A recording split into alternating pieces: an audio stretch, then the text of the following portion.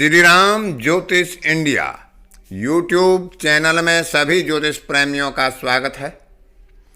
आज की कक्षा का विषय प्रसंग है नवांश आधारित फल का विचार कैसे करें। चंद्रमा या जन्म लगन जिस नवांश में होती है उसके आधार पर जातक के स्वभाव का विचार किस प्रकार से किया जाता है, जो हमारी प्राचीन ज्योतिष ग्रंथों में बताया गया है, उस पर विचार करेंगे। इसमें यह विचार आवश्यक है कि लग्न और चंद्रमा दोनों की नवांश ही प्रभावी होते हैं, लेकिन जो बलवान होता है, जिसका राशि स्वामी बलवान होता है, जिस पर अधिक शुभ ग्रहों की दृष्टि होती है, पाप ग्रहों का प्रभाव जिस पर कम होता है, वह अधिक बलवान होता है। जिसका राशि स्वामी जिसे देखता हो वह अधिक बलवान होता है। और जो नवांशपति बलवान होता है, चंद्रमा हो या लग्न हो, उसका प्रभाव जातक के स्वभाव पर अधिक पाया जाता है। और आज की कक्षा में जो बताएंगे, जो 9 नवांश होते हैं, प्रथम नवांश, द्वितीय नवांश, तृतीय नवांश, उनके आधार पर बताएंगे। और वह नवांश के स्वामी कौन होते हैं, उनके आधार पर अगली कक्षा में बताएंगे। और दोनों को बराबर के आधार पर विचार करके देखा जाता है कि जातक का स्वभाव किस प्रकार का होगा, क्योंकि नवांश जन्म लगन का या किसी भी ग्रह का एक तरह से आत्मा होता है। और यह एक ऐसा वर्ग है जो निश्चित रूप से एक नक्षत्र के एक चरण के ऊपर निर्भर करता है। और उस चरण का स्वामी कौन होता है और वह चरण लग्न में चंद्रमा की उस राशि में कौन सा पड़ता है, उनके आधार पर नवांश के फल का विचार किया जाता है। तो आज इस कक्षा में जो नवांश होते हैं, प्रथम नवांश से नवम नवांश तक, उनके आधार पर चंद्रमा के नवांश या लग्न के नवांश का क्या फल होता है, जातक के स्वभाव को किस प्रकार से वह प्रभावित करता है, उस पर विचार करेंगे। यहाँ जो नवांश के फल बताए गए हैं उस पर एकल रूप से विचार ना करें, इसको सांकेतिक रूप में और एक फलादेश को निर्धारित करने के रूप में ग्रहण करें। क्योंकि अकेले सिद्धांत पर किसी भी जन्म पत्रिका का फलादेश नहीं किया जाता है। यह एक विचार है और इसका हम अपने फलादेश में विचार करेंगे तो हमें काफ़ी सहायता मिलेगी जातक के स्वभाव को परखने में। तो पहले नवमांश में यदि जातक का जन्म होता है, यानी चंद्रमा या लग्न में जो बलवान होता है वह 0 अंश से ऊपर और 3 अंश 20 कला के नीचे होता है, तो ऐसे जातक की पाप कर्मों में रुचि होती है। दूसरों की निंदा आलोचना करने में वह प्रसन्न होता है, जिसे चुगलखोर कहा जाता है। दूसरों के कार्यों में अनावश्यक रूप से बाधा करने में भी उसे प्रसन्नता प्राप्त होती है। ऐसा उसका स्वभाव होता है। स्वभाव में स्थिरता का अभाव होता है, चंचल स्वभाव होता है, धैर्य की उसके अंदर कमी रहती है, किसी भी कार्य को बहुत शीघ्र करना चाहता है, किसी भी लक्ष्य को बहुत जल्दी प्राप्त करना चाहता है। तो ऐसा स्वभाव पहले नवांश में चंद्रमा या लगन के होने पर जातक के स्वभाव में दिखाई देता है। यदि दूसरे नवांश में यानी 3 अंश 20 कला से और 6 अंश 40 कला के मध्य में जातक का जन्म होता है, तो ऐसा जातक ऐश्वर्य प्राप्त करने वाला, वैभवशाली होता है, संग्राम और युद्ध से दूर रहने वाला, शांति का संदेश देने वाला, शांति प्रिय होता है। गीत, कला, संगीत आदि में उसकी रुचि रहती है। विपरीत वर्ग के प्रति भी उसके मन में एक आसक्ति निश्चित रूप से पाई जा सकती है। और जो भी उसे भोग प्राप्त होते हैं उनको वह प्राप्त करता है, भोगी स्वभाव का होता है।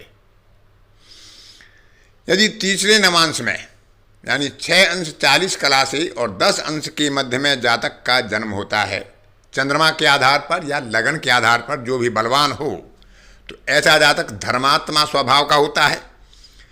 देव और गुरुजनों के प्रति उसके मन में भक्ति होती है। सभी के अभिप्राय को समझने में सक्षम, सामने वाले को परखने में माहिर, लेकिन किसी न किसी रोग के कारण वह कष्ट भी पाता है, पीड़ित भी रहता है। अनेकों विद्याओं का ज्ञाता और उनमें दक्षता हासिल करने वाला होता है, बुद्धिमान और विद्वान होता है। अब यदि यही स्थिति चौथे नवांश में होती है, यानी कि 10 अंश से लेकर 13 अंश 20 कला के मध्य में किसी जातक का जन्म होता है, जन्म लगन या चंद्र लगन में जो भी बलवान होता है उसके आधार पर, तो ऐसा जातक विद्या प्राप्त करने के बाद अपने गुरु से दीक्षा प्राप्त करता है, धार्मिक स्वभाव का होता है, अपनी विद्या का सदुपयोग करता है, गुरुजनों की और अपने से बड़ों के प्रति उसके मन में एक सम्मान और श्रद्धा और भक्ति भावना होती है। धरा पर यानी पृथ्वी पर जो भी उपलब्ध सामग्री है, जो भी उपलब्ध विद्या है, कोई भी उपलब्ध वस्तु है, उसकी प्राप्ति करने में ऐसा जातक कुशल होता है, दक्ष होता है, और ऐसे जातक को एक विलक्षण प्रतिभा प्राप्त होती है कि वह किसी चीज़ को प्राप्त करना चाहे, किसी विद्या को प्राप्त करना चाहे, किसी वस्तु को प्राप्त करना चाहे, तो ईश्वरीय शक्ति या भाग्य शक्ति भी उसका साथ उसे प्रदान कराती है। अब यदि पंचम नवांश में यानी 13 अंश 20 कला से 16 अंश 40 कला के मध्य में जातक का बलवान चंद्रमा या बलवान लग्न होती है, तो ऐसा जातक सभी प्रकार के लक्षणों से सुशोभित होता है। सभी लक्षण उसमें अच्छे होते हैं, वह ज्ञानी होता है, बलवान होता है, बुद्धिमान होता है, सभी लक्षण अच्छे होते हैं और अपने राजतुल्य अपने योगों का लाभ भी प्राप्त करता है। जो भी योग से प्राप्त होते हैं उनमें उच्च कोटि के लाभ उसे प्राप्त होते हैं।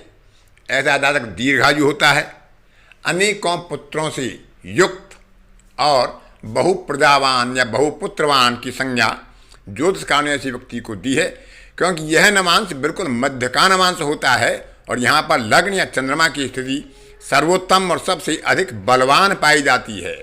यह नवांश सबसे अच्छा माना गया है। यदि छठवें नवांश में यानी 16 अंश 40 कला से और 20 अंश के मध्य में किसी जातक का जन्म होता है, चंद्रमा लग्न या जन्म लगन के आधार पर जो भी बलवान हो, तो ऐसा जातक स्त्री से पराजित होता है, स्त्री की वश में रहने वाला होता है। शुभ लक्षणों की उसके अंदर कमी पाई जाती है, कहीं ना कहीं शुभ लक्षणों से वह वर्जित होता है। स्वयं अपनी निर्णय के आधार पर, अपनी गलत सोच के आधार पर वह अपने ही प्राप्त धन का विनाश करने वाला होता है। अहंकार के कारण दूसरे की बात उसे सुहाती नहीं है, अपने अहंकार में वह अपना ही विनाश कर लेता है। दूसरों को यातना देने में, कष्ट देने में ऐसे जातक को खुशी का अनुभव होता है और ऐसे में उसकी रुचि भी रहती है। कह सकते हैं कि उसके स्वभाव में एक क्रूरता पाई जाती है। सातवां नवांश 20 अंश से 23 अंश 20 कला के मध्य यदि जातक का जन्म होता है, तो जातक बलवान, बुद्धिमान, शूरवीर, रण और संग्राम में विजय प्राप्त करने वाला, विरोधियों को पछाड़ने वाला, संतोषी स्वभाव और हर कार्य में उत्साह सहित भाग लेने वाला और अपने लक्ष्य को प्राप्त करने वाला होता है। अब यदि 8वें नवांश में यानी 23 अंश 20 कला से 26 अंश 40 कला के मध्य जन्म होता है, तो ऐसा जातक कृतघ्न होता है, दूसरों के किए गए परोपकार को मानने वाला नहीं होता है, उनका प्रतिकार करने वाला होता है। स्वभाव में क्रूरता होती है, जन सामान्य से उसके मन में एक ईर्ष्या का भाव बना रहता है, लेकिन संतान उसके अधिक होती है, बहुप्रजावान होता है और अपने ही कारण कृत्यों के कारण या अपने ही निर्णयों के कारण क्लेश का भोगी होता है। विवादों में सदा उसकी रुचि बनी रहती है और सबसे अशुभ जो प्रयोग या अशुभ जो उपयोग नवांश का होता है कि फल जब उसे प्राप्त करने वाला होता है, फल की प्राप्ति जब उस जातक को होने वाली होती है, तो वह स्वयं अपने फल का त्याग कर देता है या कोई ऐसी परिस्थितियां बन जाती हैं कि फल मिलते मिलते उसके हाथ से निकल जाता है। वह अपने शिखर पर पहुंचने से पहले ही अपने निर्णय के कारण या किसी परिस्थिति के कारण चूक जाता है।